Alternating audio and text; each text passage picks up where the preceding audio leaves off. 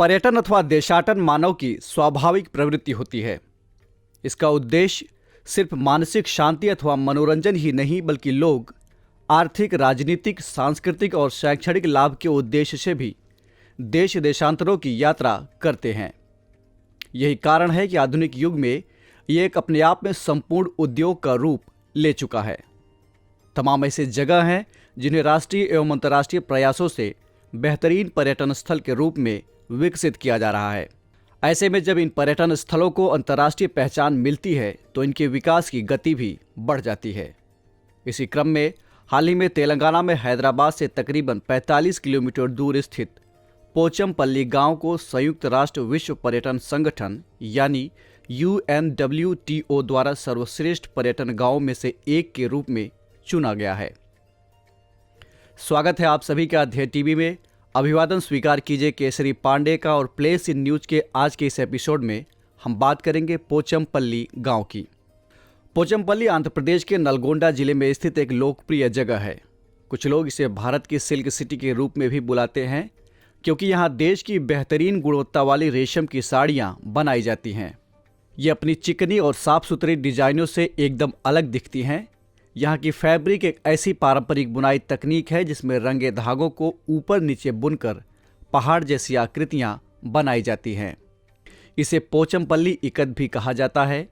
इकत एक मलेशियाई इंडोनेशियाई शब्द है जिसका अर्थ है टाई एंड डाई। ये बुनाई सूती और रेशम दोनों में उपलब्ध है।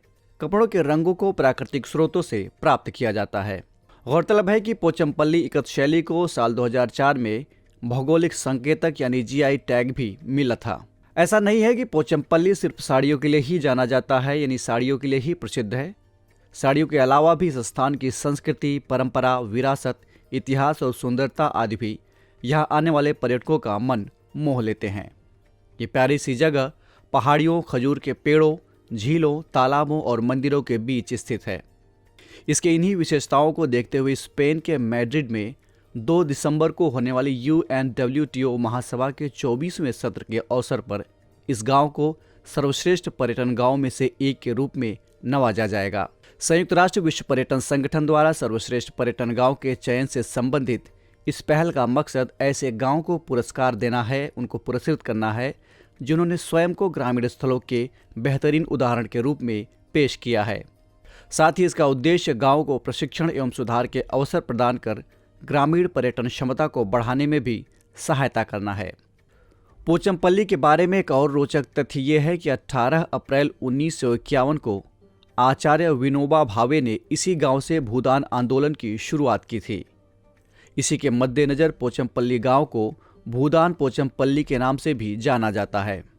तो ये थी बात पोचमपल्ली की। और अब आपके लिए एक सवाल, आपको कमेंट करके बताना है कि पोचमपल्ली के अलावा भारत के और कौन कौन से शहर अपने यहाँ के बेहतरीन साड़ियों के लिए प्रसिद्ध हैं।